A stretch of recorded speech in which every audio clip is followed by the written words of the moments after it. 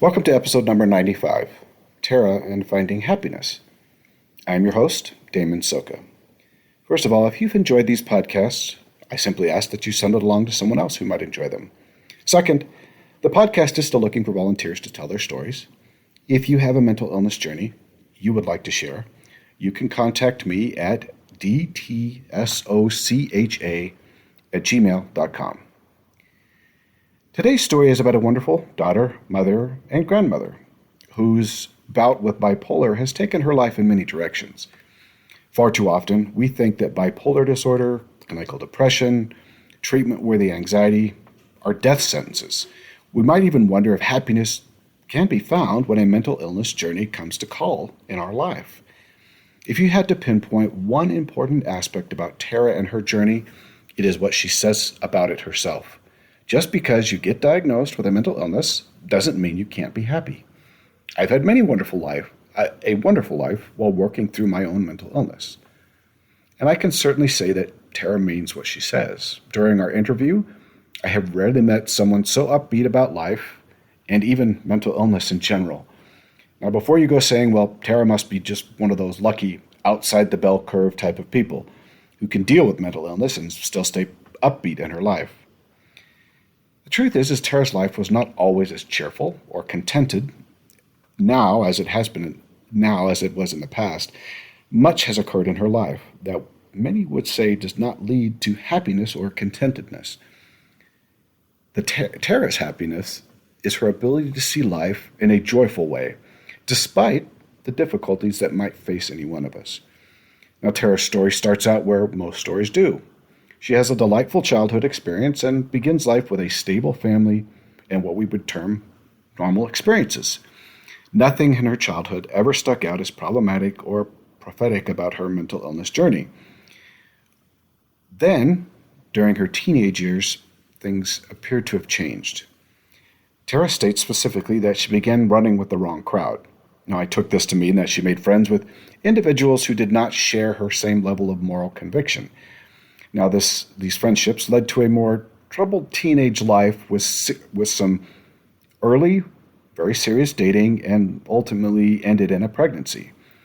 The pregnancy led to some very serious choices about marriage and relationships and abuse.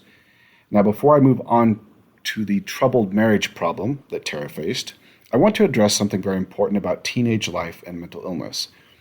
Tara and I are somewhat similar in age. One of the major problems with having a mental illness during our teenage years is that it was never discussed when we were teenagers. Neither one of us really knew that it was possible to have bipolar as a teenager. Tara was never diagnosed, nor was I during our teen years. We both thought the same thing about our feelings. This was just what normal teenage life felt like. There was no discussion stating if your feelings are these particular types of feelings and you have them in abundance, you might want to get checked for mental illness. During our teenage years, mental illness was not really looked upon as it is today as an illness. In our generation, people who were mentally ill were in institutions, and they were crazy. So we probably would not have considered ourselves mentally ill.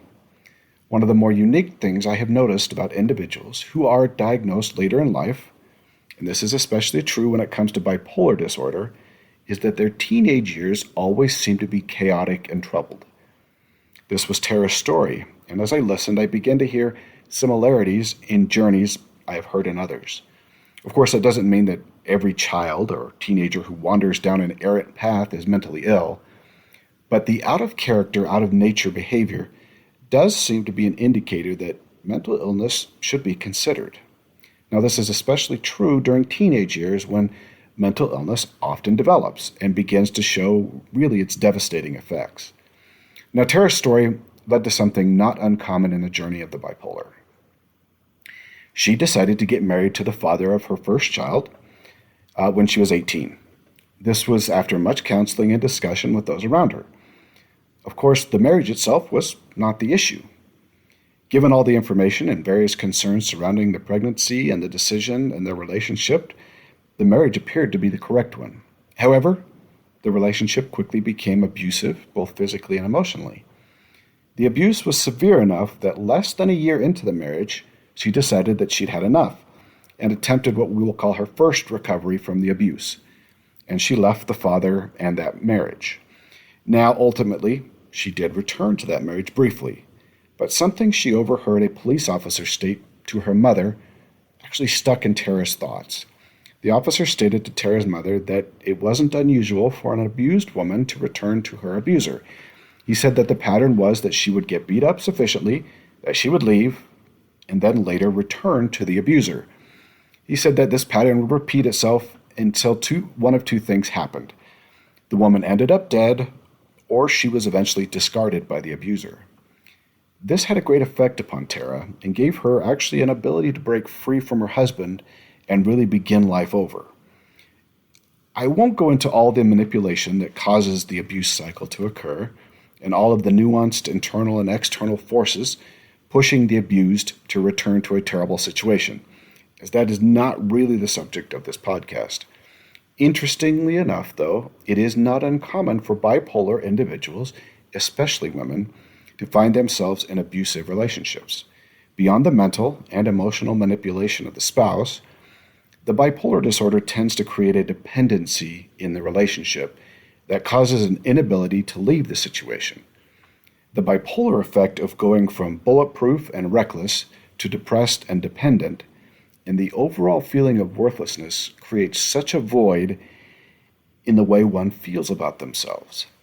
The dysfunctional relationship then not only provides reinforcement to the idea of worthlessness, but creates a dependency upon the abuser for support.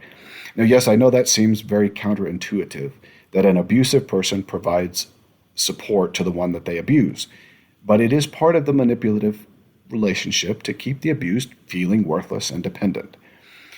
The mental illness, bipolar in this case, tends to reinforce the idea, and they become stuck in a terrible pattern. Tara was lucky enough, as we might say, to be able to find the strength to overcome the patterns of abuse within mental illness. But I think that she's likely to tell you that the Lord may have intervened just a little to help her on her way. This doesn't mean that her way was easy or even perhaps joyful. She returned to the small town where she grew up and began to pick up the pieces of really a shattered life. Abuse destroys so many wonderful things about marriage and the spousal relationship and leaves open wounds and scars where really no one could ever see them.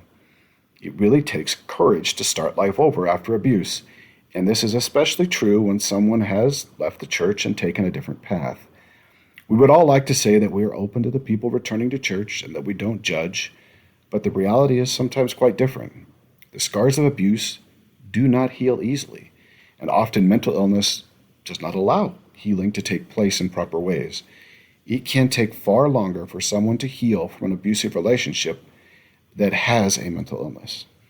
In Tara's case, her efforts to return to church began actually to bear some fruit after some time, and she met her now current husband while attending Institute. Now, you will have to remember that I have not stated that Tara has been diagnosed at this point in her life. In point of fact, she has not been diagnosed yet as having bipolar. This would actually take another set of occurrences. Tara and her husband actually began their new life, and soon enough, more children would come along. Now, Tara felt those same overwhelming feelings as she did as a teenager, but this time, those around her could not call them teenage hormones, so they became pregnancy hormones, and of course, trauma from an abusive marriage. And so her mental illness remained undiagnosed, and she struggled through a world of emotional states. Then she did something that many of us who are dealing with emotional troubles do, and this can actually be a sign of mental illness. She began to read as many self-help books as possible, hoping to, quote, fix herself. There is a world of self-help books that will tell you what is wrong and promise you how to fix it. And of course, you can do all those things that they say, but they are not going to fix a mental illness. But people can spend years believing that they need to fix themselves, when in reality they really need to address a mental illness and those resulting symptoms that are causing the desire to fix oneself. Self-help books can be frustrating and self-defeating to someone really trying to fix issues with a mental illness. Now finally, something occurred that brought Tara to the point of understanding. After several children and a new pregnancy, she actually needed to find a new doctor because her old baby doctor had moved on during her fifth pregnancy. This doctor, however, was more adept at asking questions and looking beyond the masked state. Tara mentioned that this doctor, Tara was very good at masking, something I have actually discussed regularly, and this was true even for her doctors. She could mask very well from the doctors. Now, just as a note for those who may not have heard those episodes about masking, masking is the ability to look very normal emotionally when your emotional state is anything but normal. Masking is a symptom of mental illness, and as I have said in the past, something that everyone who suffers mental illness does to a greater or lesser extent. Often, sufferers mask their emotions even without fully understanding that that is what they are doing. Now, Tara would mask her feelings during doctor's appointments, but this particular doctor realized that something was off. Something was happening outside the normal emotional states we all experience. And after some discussion, like almost all bipolar patients, she was initially diagnosed with depression. Tara's depression was, like most depressions, far easier to figure out. Mania is not so much because we feel very good when we're naturally high, so we naturally don't talk about it. The doctor was able to see the depression, but really was unable to see the opposing sides of the bipolar disorder. Now, given the short time frames that doctors see a patient, bipolar is almost universally misdiagnosed in many instances. Now, as part of her treatment, she was actually prescribed an antidepressant, which is pretty normal. Generally, antidepressants work very well. However, antidepressants can cause problematic side effects with some people. For instance, an increase in suicidal thoughts. But in other cases, antidepressants, especially in other cases with bipolar, antidepressants without a mood stabilizer can cause the bipolar to swing into a mania stage.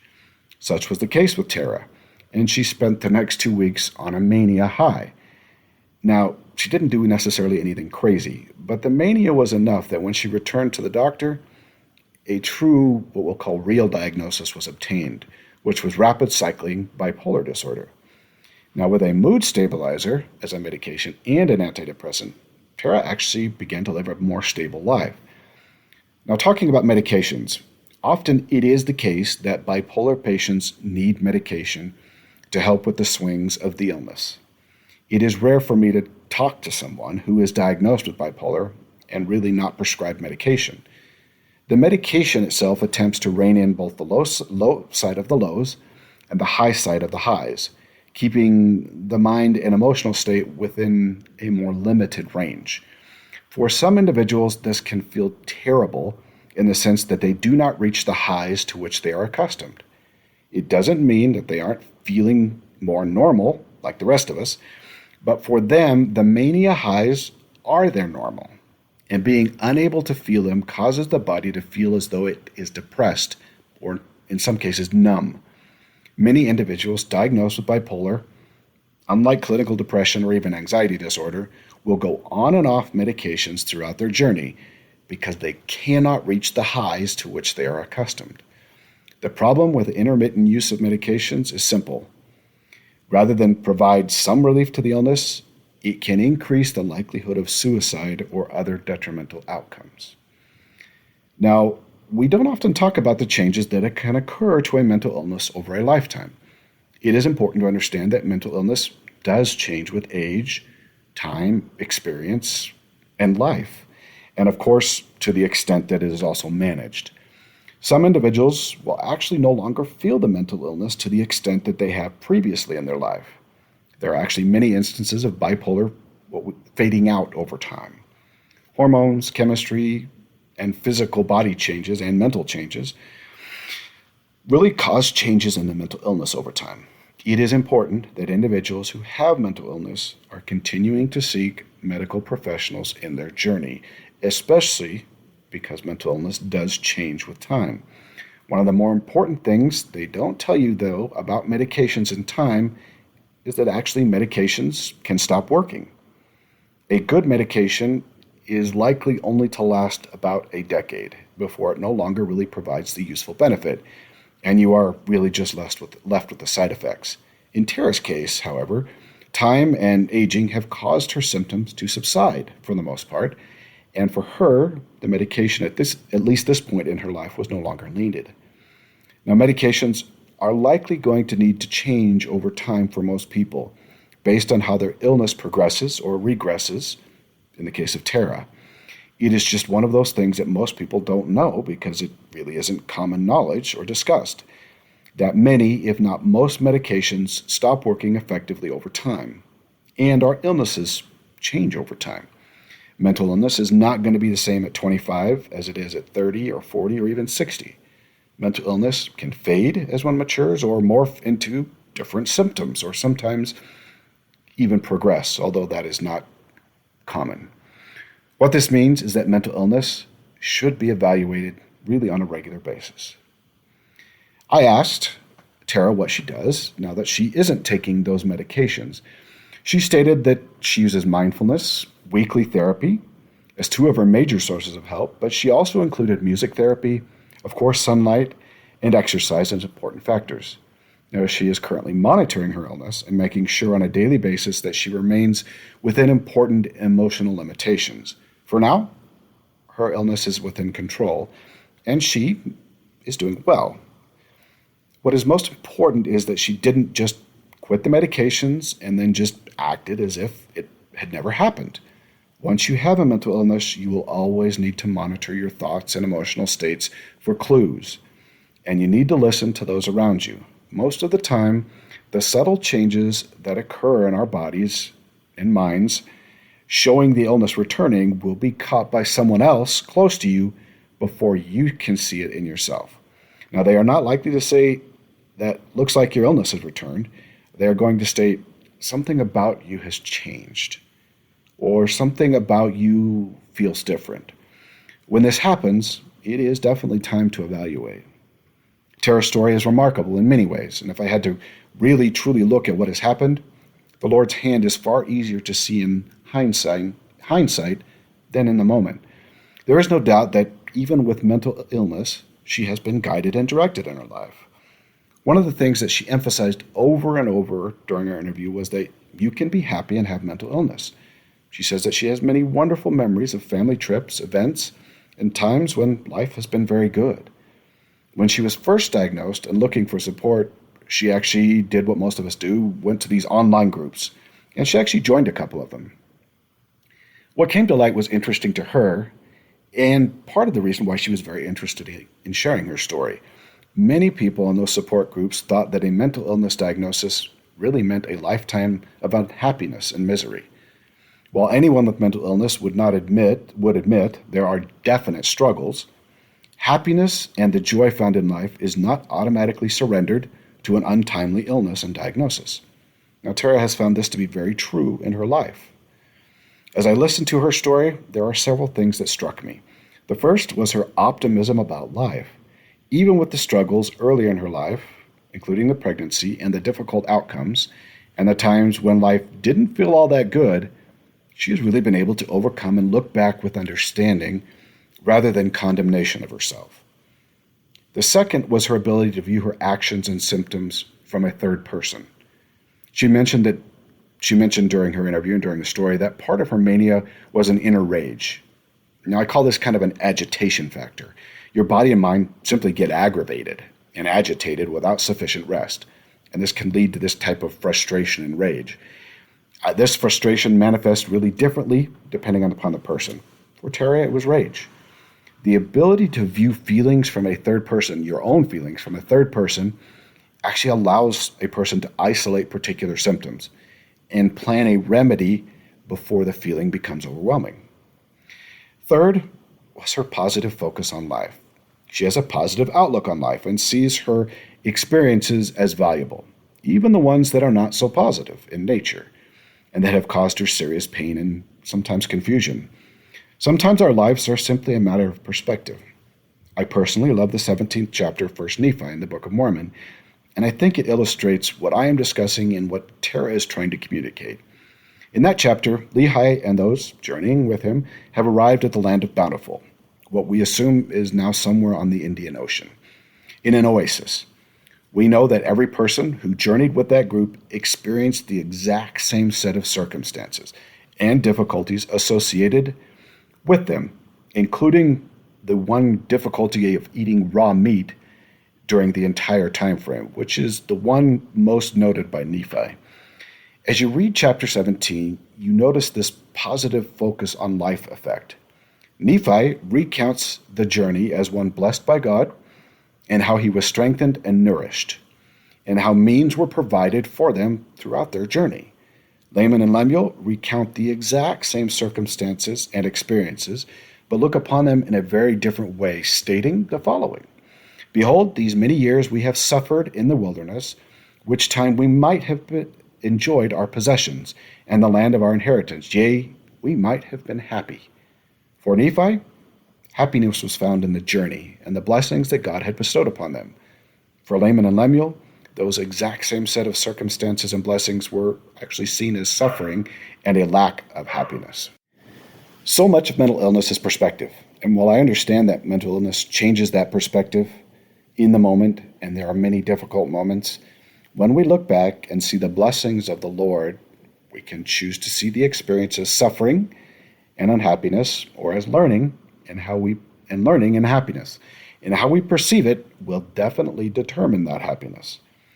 Now, I really felt this from Tara, and that she truly viewed her experiences as learning experiences and blessings from the Lord.